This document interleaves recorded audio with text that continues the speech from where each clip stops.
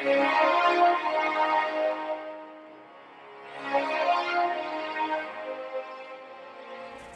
good evening, and welcome to American Reversion. How are you all? I didn't get around to making the daily one today before now because we just got swamped. I had put up the one earlier today about Trump trouncing everybody, but I didn't want to break the dailies, so there are a couple of things here I thought that I'd share with you, even though it's late in the evening.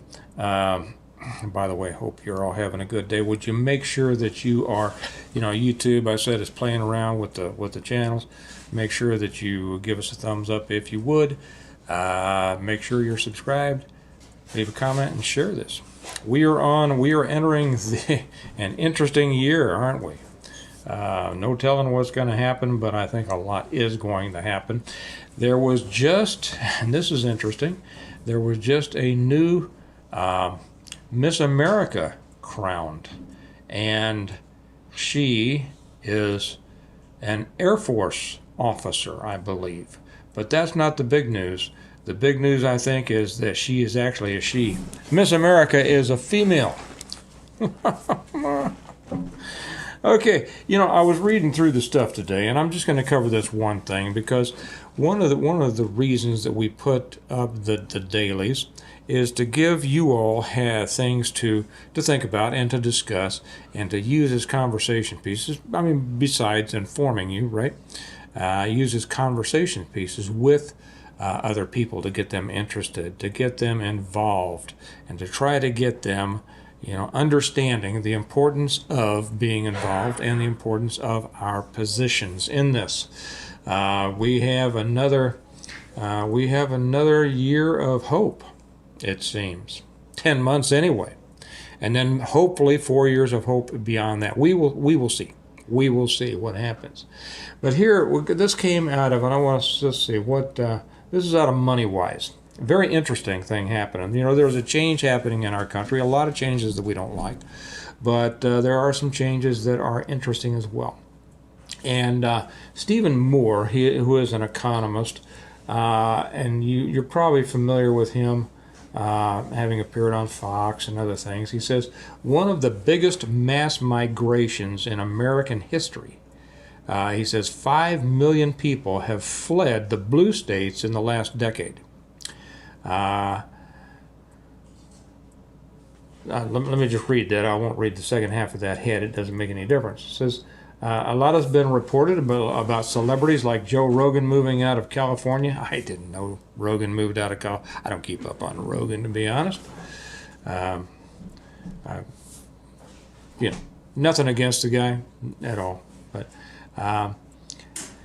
and however, economist Stephen Moore says there's a much broader trend here. Moore claimed that over the last 10 years, now I like that, right? Because you can tell that this magazine is not wanting to give him a fair shake by using the word claimed. Words are important. As a writer, as a former journalist, I understand the importance of the different words. So do you. I'm not special. You all are smart enough to see that. If you were going to just lay this out as a news item, you would say more stated. Okay, but no, they want to add the doubt here. Adding some doubt to him. So they say he claimed, not he stated. So let me change that around to real reporting. Moore stated that over the last 10 years, about 5 million people have left the so-called blue states, Illinois, New York, California, and New Jersey. This is one of the biggest mass migrations in American history, he said. Meanwhile, the so-called red states have seen an influx. If you look at it, he said,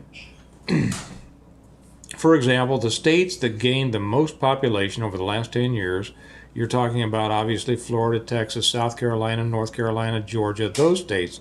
The Southeast now has a larger, listen to this, a larger GDP, total combined economic output, than the Northeast. That is amazing.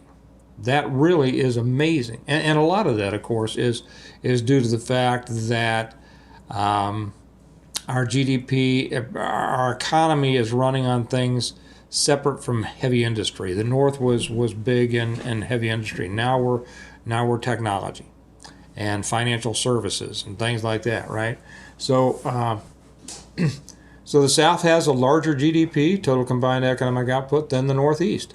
That's the first time that's ever happened in American history. Interesting. We're going to see a shift, and this will, of course, be reflected in the next census. If the pattern keeps going, and after that census, we'll see a realigning, a reapportionment of electoral votes among the states. We'll see what happens with that. Of course, we know also that states like Texas have seen such an influx. We could say that this is good, that the numbers are coming into the red states, but what kind are those numbers? And a lot of them are coming from California. A lot of them are just liberals. That's why Austin is bright blue in the middle of a red state. And I know some other areas. We've seen it here where I live in Kansas. This used to be just as red can be, and we've had so many people move in from places like California and Minnesota and Wisconsin and different places like that has turned our county purple.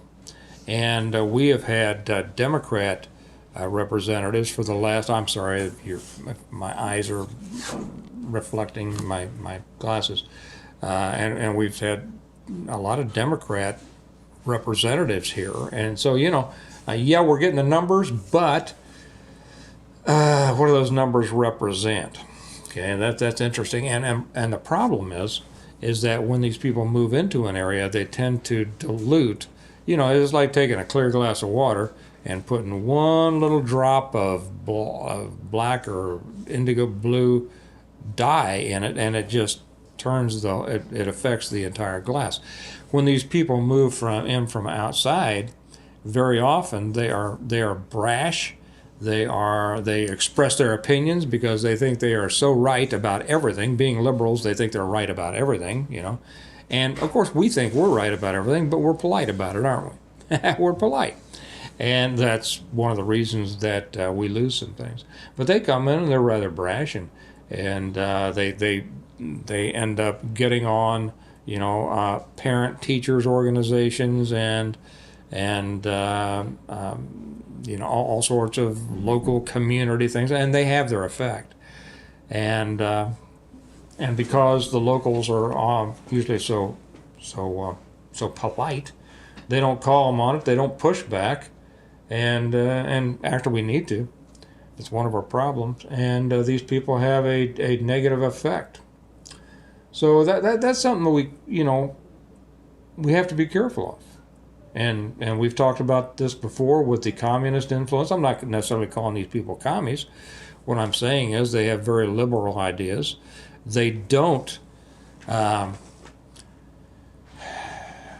mesh with the historical social expectations and mores of the Midwest or of the South, and as a result, they have a disproportionate negative effect on it. That's what I'm saying.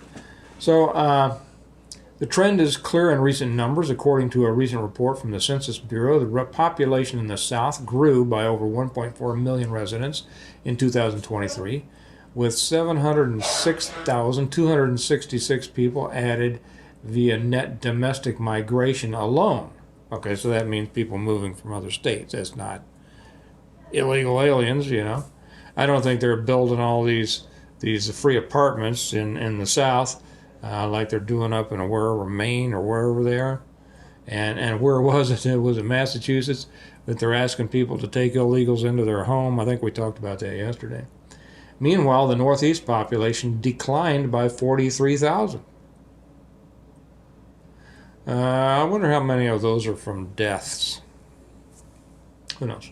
Of course, the reason behind this domestic migration pattern isn't known for sure, but more theorized that two factors are driving it. And we'll just mention these for a moment. Taxes is one, high taxes in the liberal states, and lower taxes in the red states. Interestingly, one of our nephews is an over-the-road truck driver, and he made this statement. He's just as conservative as can be, But he made this statement. It was very interesting. He goes all over the country, and he says, you know what? When he goes to the liberal states, they're clean. The highways are in good repair.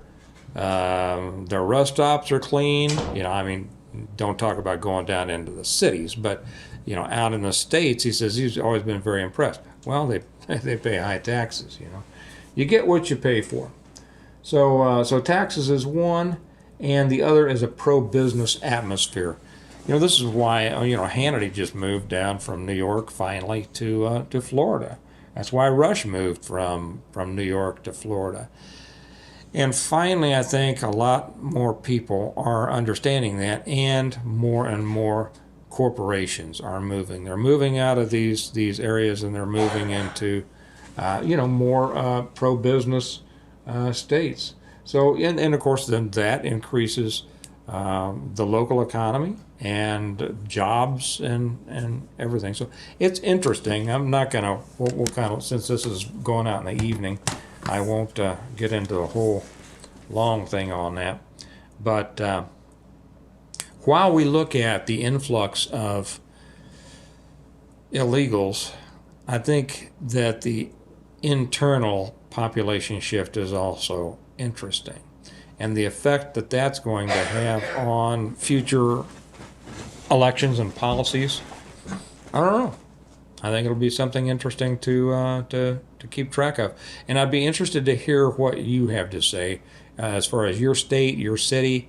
What's going on there? Have you seen a change in the demographics? Have you seen a change in population? You know, and by that I don't necessarily mean by race or anything like that.